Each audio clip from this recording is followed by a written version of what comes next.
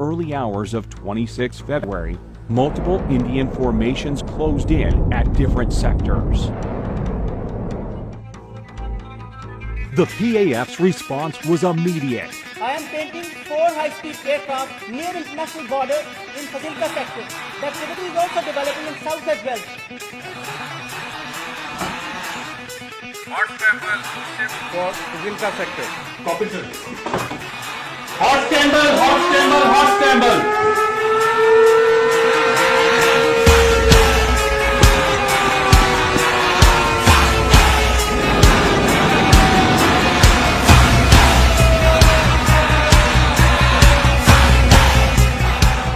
I'm also painting high-speed activity in the north.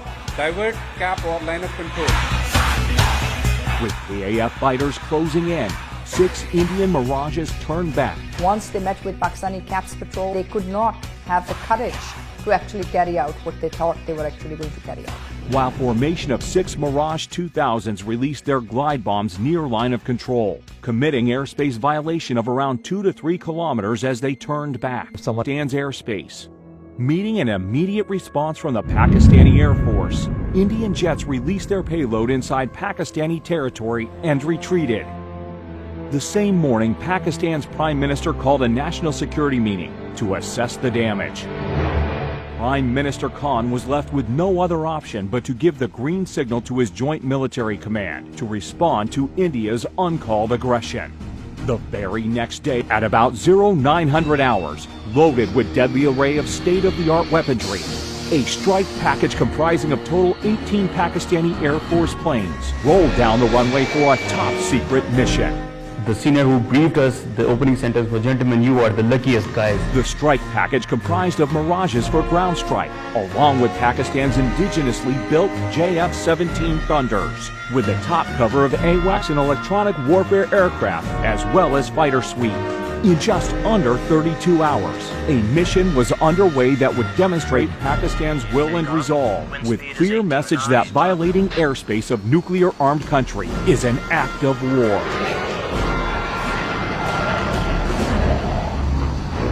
Mindless. Prime Minister summoned national security meeting the same morning. The violation of Pakistan's territorial integrity was apparent. Balakot is Pakistani territory by all measures and by all thinking. The response will come at the point and time of our choosing. There was consensus that the response had to be as measured and controlled as possible. The PAF, who was well prepared for a whole range of targeting options, was given the go-ahead by the country's Prime Minister.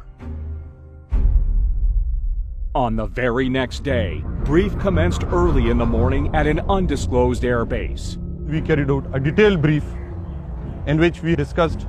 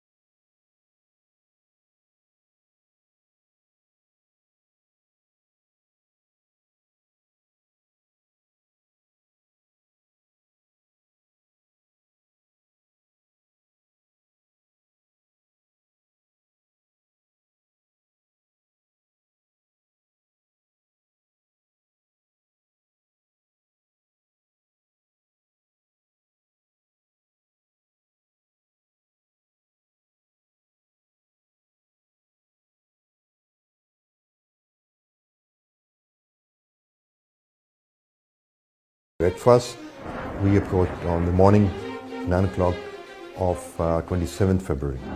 And the attack came in the shape of 2 Mirage 5 PAs armed with 2 H4 standoff weapons, backed up by JF-17s with 1,000-pound range extension kits. 2 Mirages, along with JF-17s, headed towards their respective pre-designated targets in Indian-occupied Kashmir. Pakistan should be on notice all options are on the table. All options are on the table. The targets which were selected, some of them at brigade level, some of them at different depots, indicated that we understand what is a standoff capability. They went off, the H4s were fired. And now I started to concentrate on my target, leading the weapon to the target. And you can see the target designated box shift away from the intended target because now the pilot wants the bomb to hit about 1,000 yards away. The H-4 bombs were steered away from legitimate targets with great accuracy. Time was very limited. I had only 15 to 20 seconds to carry out all this task. On that, I immediately unlocked the weapon and took it towards the right side to unpopulated area, and the weapon impacted the point which I have selected. The H-4 bomb is about 2,600 pounds in weight. So the TNT, the explosive, is immense. The plans were that the H4s would not kill anyone, and they didn't. They went off target deliberately, as did the weapons from the JF-17s. The aim was not to go for a collateral damage, so we engaged that target slightly offset to show them that we can engage any target at our own time of choosing and at our own will. We engaged simultaneously 6 targets without crossing. We deliberately dropped them away from the actual targets to give them a message that we don't want to escalate the tensions, but if you challenge the sovereignty of Pakistan, we are going to hit you and hit you really hard, right onto the exact targets. Strike was not just a strike. It meant that you had so much confidence in your offensive team that you knew that they will hit the targets, carry the precision, send the message across, will overwhelm Indian defenses, overwhelm Indian radar capability, and at the same time be prepared for a counter response from India. PAF's ground strike had, meanwhile, rung alarms on the Indian air defense radars, and patrolling Indian fighters were directed to intercept them. My job was to protect and provide coverage to the Striker aircraft, whose job was to go and deliver the weapon in the enemy territory. Formation from PAF's fighter sweep was vectored towards 2 approaching IAF fighters. There were actually 2 Su-30s in this sector, and as we say in our profession, they were grinding 1+1 at certain altitude. Working at the rear of the PAF strike package were PAF's early warning and electronic warfare aircraft. You've got to understand that the communications between all the Indian Air Force aircraft would have been jammed. It must have been pretty difficult out there, up in the air, not knowing what was going on. There was confusion all around in the enemy's flanks. They were running here and there, they were hiding behind each other's tail. Picture copy, target all, confirm, clear to engage. The moment one of them, in state of confusion, came into a situation where he could have been a threat to the strikers, I engaged him. After sampling the target data and confirming valid firing parameters, squadron leader Hassan fired air-to-air missile. Camera 1, Fox 3 off the group.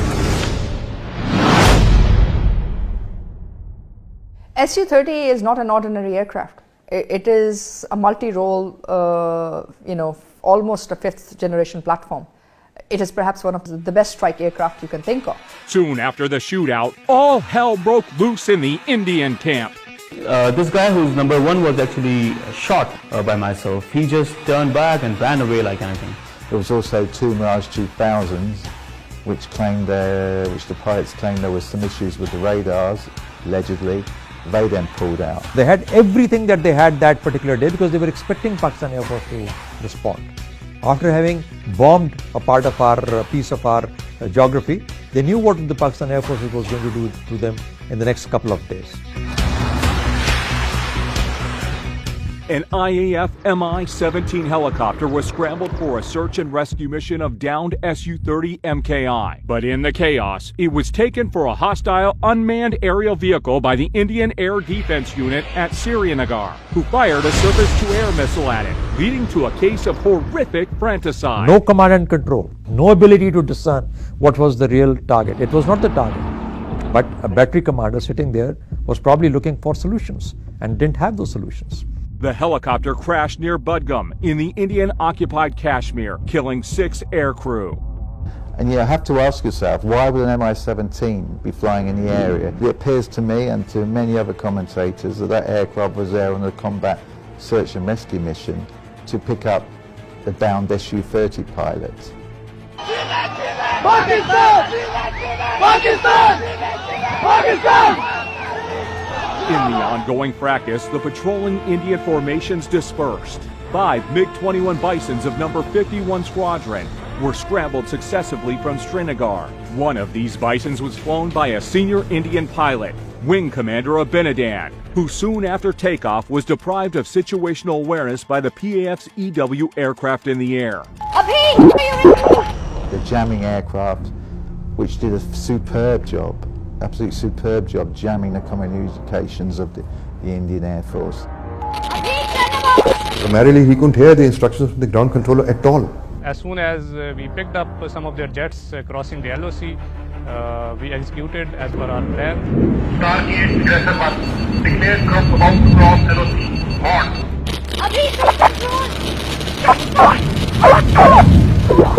Hostile clear to engage. Aggressor 1, kill single contact, crossing LOC. Before he could even get his bearings, Abinadan's MiG-21 was hit by a missile launched by Wing Commander Noman Ali Khan. Aggressor 1 targeted. It was a planned execution of the kind of tactics we normally execute in our training. Copy kill, other one trailing by 10 miles, bugging out. They went blank. They were dark. It was dark for them. It was like a night. It was day, but it became a dark night for them. They didn't know what had hit them. Abinadan had been ejected, recovered on the ground, unstrapped himself from his chute.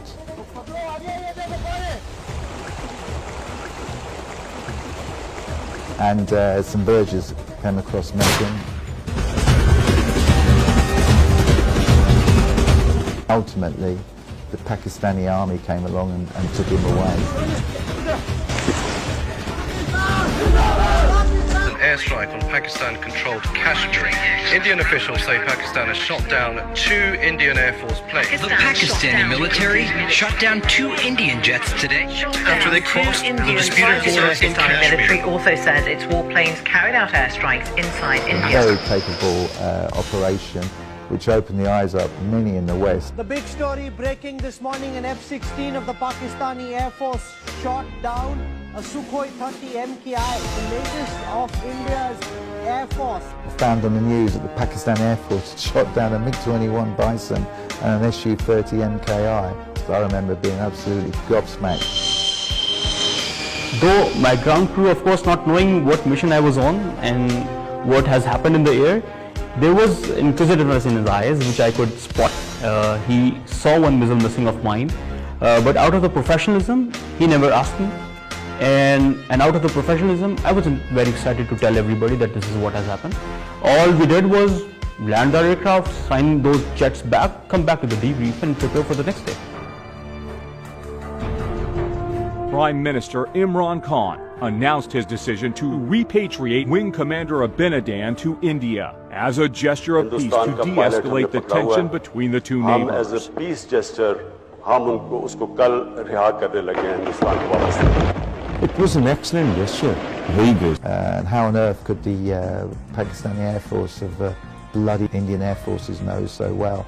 And it's all down to the fantastic training. The briefing, to going to the aircraft, starting it up, going in the air, it was so professional. And of course, I owe it back to the institution, to the training that we have been provided with. I've been to Pakistan Air Force many times, and I have to say the training is constant. I think 26th and 27th of February very clearly indicated that Pakistan is capable of not only handling an offensive operation inside Pakistani territory with Pakistani defensive measures, but is also capable of carrying out a counter-offensive at will, at discretion, and in broad. And if they will cross Pakistani territory, it will be taken as an act of war, and Pakistan will respond back. Modern combat is like an orchestra. Every piece must play its part at the right time. And when that happens, you get a symphony. So you got to make this symphony function and work together to produce the most beautiful music that you can see. 27th February was that day when an excellent, beautiful music was played by the Pakistan Air Force for the people of Pakistan.